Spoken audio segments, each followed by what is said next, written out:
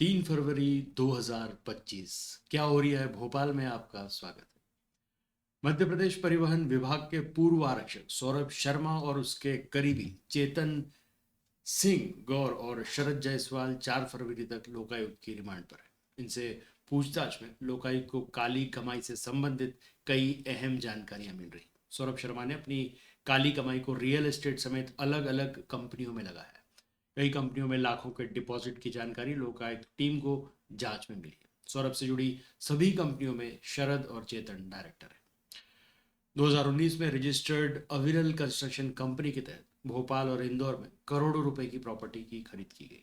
साथ ही करोड़ों रुपए से अविरल पेट्रोल पंप और उत्तर प्रदेश के राजघाट में मछली का ठेका लिया गया। यहाँ से प्रतिदिन 1.5 से 2 लाख रुपए के ट्रांजैक्शन की जानकारी मिलती है। इसके अलावा कई कंपनियों में खातों में लाखों रुपए जमा करने की भी बात सामने आई है। इससे संकेत मिल रहा है कि इन कंपनियों के माध्यम से काले धन को सफेद करने का प्रयास किया जा रहा था। सौरभ ने अपनी माँ, पत्नी और रिश्तेदारों के नाम पर भी प्रॉपर्टी खरीदी। चेतन के नाम पर अविरल पेट्रोल पंप भी खरीदा गया। लोकायुक्त पुलिस ने अब तक की जांच में कई अहम तथ्य जुटाए हैं, जिनके आधार पर आगे की कार्रवाई की जा रही है। बताया जा रहा है कि सौरभ के रिश्तेदारों के अलावा उनके आरक्षक पद पर रहने के दौरान सहयोगी रहे लोगों से भी एजेंसी पूछताछ करेगी। जानकारी के अनुसार लोकायुक्त की पूछताछ में सौरभ ने शरद और चेतन को अपना पार्टनर बताया। उसका कहना है कि शरद और चेतन को हर कारोबार की पूरी जानकारी थी, लेकिन हालांकि उसने चेतन के नाम पर रजिस्टर्ड कार में मिले 52 किलो सोने के बारे में जानकारी नहीं होने की बात कही। वहीं चेतन ने अपने बयान में कहा कि कार उसके नाम पर है, लेकिन वह सौरभ के लिए सिर्फ एक कर्मचारी के तौर पर काम करता था। जबकि शरद का कहना है कि अविरल कंस्ट्रक्शन के अलावा किसी और चीज में उसका कोई संबंध नहीं।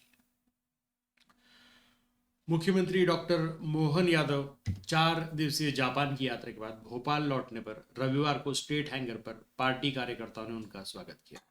स्वागत समारोह को मुख्यमंत्री डॉक्टर मोहन यादव एवं भाजपा प्रदेश व खजुराहो सांसद विष्णुदत्त शर्मा ने संबोधित किया। मुख्यमंत्री ने कहा कि 4 दिवसीय यात्रा मध्य प्रदेश के भविष्य की दृष्टि से बहुत कारगर साबित होगी। जापान के निवेशक मध्य प्रदेश में निवेश करने के इच्छुक हैं।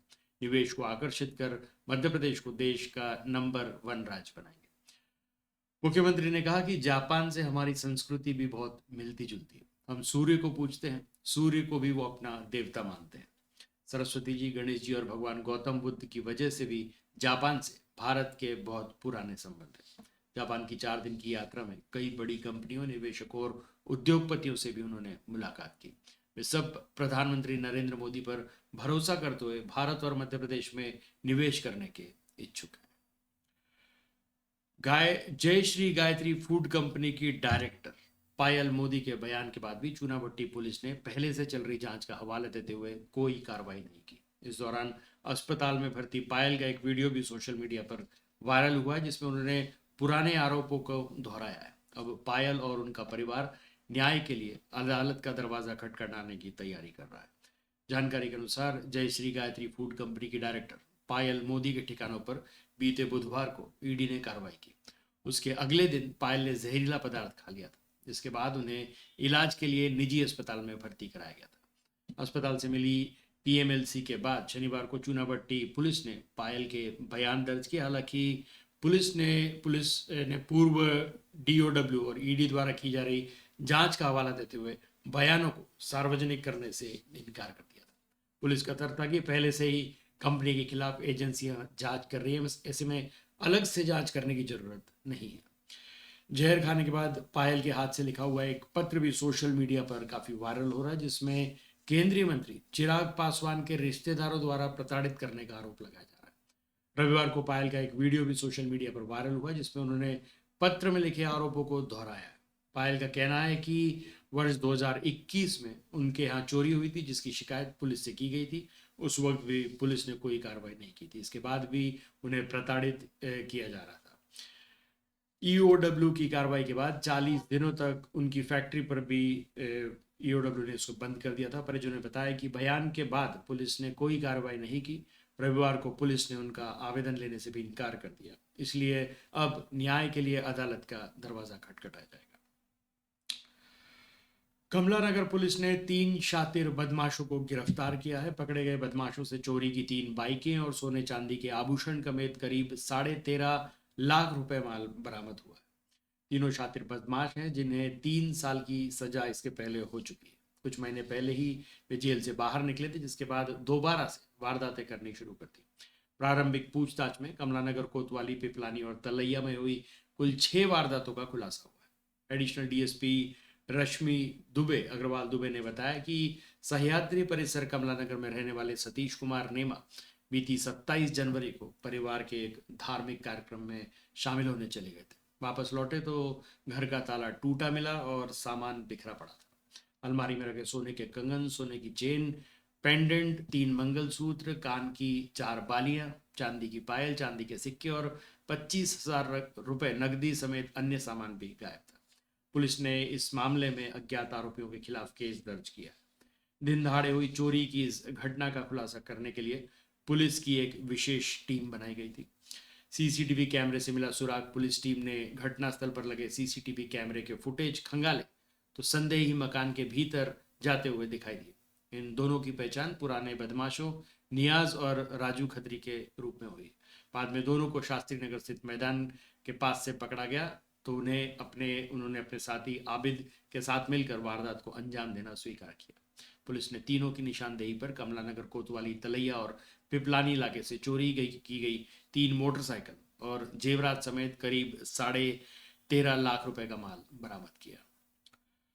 राजधानी भोपाल के गांधी मेडिकल कॉलेज के बाद एम्स भोपाल में डॉक्टरी की पढ़ाई करने वाले विद्यार्थियों को हिंदी में पुस्तक मिल पाएगी। एम्स भोपाल के फिजियोलॉजी विभाग के अतिरिक्त प्रोफेसर डॉक्टर वरुण मल्होत्रा और संत हिरदाराम मेडिकल कॉलेज की प्रोफेसर डॉक्टर ज्योति केसवानी द्वारा लिखित नई क्लिनिकल और फिजियोलॉजी आधारित पुस्तक का विमोचन किया गया। एसएलसी इंडिया पब्लिशर्स द्वारा प्रकाशित इस पुस्तक का उद्देश्य प्रथम वर्ष के एमबीबीएस, नर्सिंग और पैरामेडिकल छात्रों को चिकित्सा शिक्षा में भाषा के अंतर को पाटते हुए परीक्षा में उत्कृष्टता प्राप्त करने में मदद करना है। दिल्ली विधानसभा चुनाव के लिए 5 फरवरी को मतदान होगा। सोमवार को चुनाव प्रचार थमने से एक दिन पहले रविवार को भाजपा प्रदेश अध्यक्ष और खुजराहो सांसद वीडी शर्मा ने आम आदमी पार्टी के राष्ट्रीय संयोजक और पूर्व मुख्यमंत्री अरविंद केजरीवाल पर जमकर निशाना साधा।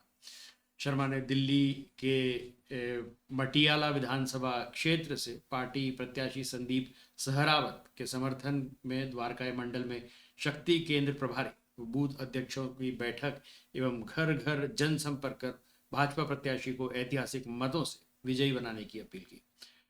शर्मा ने 2 दर्जन से अधिक कॉलोनी में घर घर संपर्क कर कहा कि दिल्ली में आम आदमी पार्टी सरकार आपदा बन गई।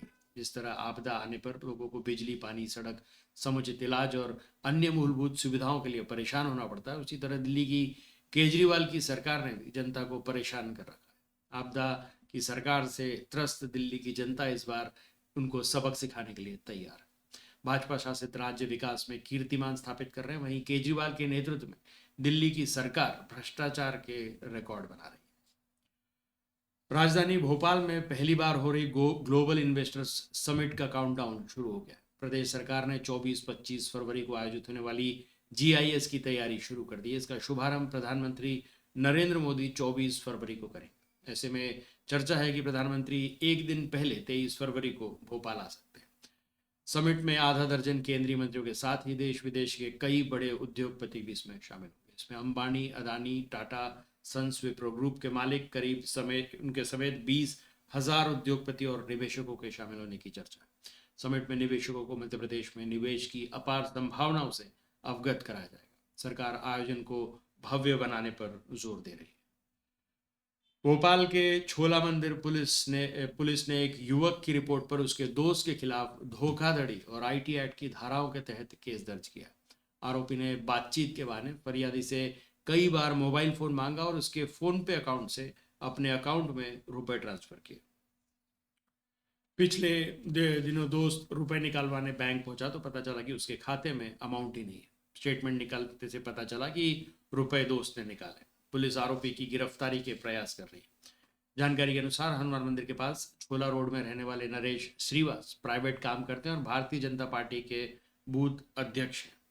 पिछले साल जुलाई 2024 में उन्होंने अपने मोबाइल पर फ़ोन पे ऐप डाउनलोड किया था। उन्हें करना था।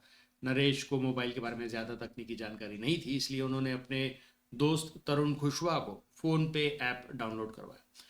तरुण टेंट हाउस संचालक है और नरेश का पुराना दोस्त है। उसने नरेश के कहने पर उनके मोबाइल पर फ़ोन पे ऐप डाउनलोड किया और पासवर्ड सेट करने के बाद उसे अपने पास ही रख लिया। ऐप डाउनलोड करने के बाद तरुण का नरेश की दुकान पर आना जाना था। वह कई बार बातचीत करने के लिए नरेश से मोबाइल मांग कर ले जाता और कुछ समय बाद उसे वापस कर देता। इस दौरान उसने नरेश के मोबाइल से अपने अकाउंट में 2,31,000 रुपये ऑनलाइन ट्रांसफ़र कर लिए।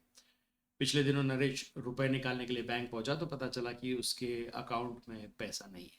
तो उन्होंने जब बैंक से स्टेटमेंट निकाला तो मालूम चला कि जुलाई महीने से दिसंबर 2024 के बीच यह रकम तरुण के मोबाइल पर ट्रांसफ़र की गई थी। इसकी शिकायत नरेश ने पुलिस से की, जिसके बाद पुलिस ने तरुण के खिलाफ केस दर्ज कर लिया। रचना टावर के पास 4 बदमाशों ने सरेरा बाइक सवार एक अकाउंटेंट को चाकू अड़ा दिया और 2 लाख रुपए का से भरा बैग लेकर भाग निकले। घटना के समय अकाउंटेंट सैलरी की रकम लेकर वर्कशॉप पर कर्मचारियों को बांटने निकला था। सूचना मिलते ही मौके पर पहुंची पुलिस ने इलाके की घेराबंदी की, लेकिन देर रात तक बदमाशों का कुछ पता नहीं चला। अनुमान है कि बदमाशों ने रेकी करने के बाद लूटपाट की घटना को अंजाम दिया। जानकारी के अनुसार नेताजी एनक्लेव चूनाभट्टी निवासी दीपेश जोशी बंसल वन कंपनी में अकाउंटेंट है। औद्योगिक क्षेत्र अशोका गार्डन में बंसल कंपनी का एक वर्कशॉप है जहां गाड़ियों की रिपेयरिंग का काम होता है। दीपेश हर शनिवार को वर्कशॉप में काम करने वाले कर्मचारियों के वेतन का भुगतान करने जाते हैं। शनिवार की शाम को वह रानी कमलापति स्थित बंसल वन कार्यालय के से कर्मचारियों की सैलरी बांटने के लिए 2 लाख रुपए लेकर निकले थे। वहां रचना टावर स्थित अग्रवाल स्वीट्स के पास पहुंचे तभी 2 बाइक पर सवार 4 बदमाशों ने रोक लिया और चाकू अड़ाकर नोटों से भरा बैग छीनकर भाग निकले। दीपेश के शोर मचाने पर जब तक आसपास के लोग कुछ पता चलता, उसके पहले ही बदमाश वहां से भाग निकले थे। दीपेश ने पुलिस को बताया कि बदमाश चेहरे पर नकाब पहने हुए थे। वह चाकू लहराते हुए बैग छीनने लगे तो डर के कारण उन्होंने बैग छोड़ दिया। नकाब के कारण बदमाशों का चेहरा और उनकी बाइक के नंबर नहीं देख पाए। पुलिस का अनुमान है कि यह वारदात रेकी करने के बाद अंजाम दी गई होगी। बदमाशों के पहले से यह जानकारी होगी कि दीपेश शनिवार को वेतन बांटने के लिए निकल सकते हैं। पुलिस कंपनी के पुराने कर्मचारियों का भी अब रिकॉर्ड खंगाल रही है। केंद्रीय कृषि और ग्रामीण विकास मंत्री शिवराज सिंह चौहान ने रविवार को ग्वालियर और मुरैना का दौरा किया। ग्वालियर से मुरैना तक आम जनता, जनप्रतिनिधियों और कार्यकर्ताओं ने उनका स्वागत किया। शिवराज सिंह चौहान ने मुरैना में एक निजी कार्यक्रम में सहभागिता को संबोधित किया। शिवराज सिंह ने कहा कि मध्य प्रदेश लगातार प्रगति और विकास की राह पर आगे बढ़ रहा है। पहले भी प्रदेश में कई रिकॉर्ड बने थे और मुख्यमंत्री मोहन यादव के नेतृत्व में भी लगातार कृषि और किसानों के हित में काम हो रहा है। शिवराज सिंह ने कहा कि मेरे पास कृषि और ग्रामीण विकास मंत्रालय की जिम्मेदारी है, इसलिए कृषि हो या ग्रामीण विकास, मध्य प्रदेश अद्भुत और अभूतपूर्व प्रगति करता रहेगा। तो आज के लिए बस इतना ही। तब तक के लिए हंसते रहें, मुस्कुराते रहें, स्वस्थ रहें, व्यस्त रहें और मस्त रहें। और जी हाँ, चैनल को भी जरूर सब्सक्राइब करें।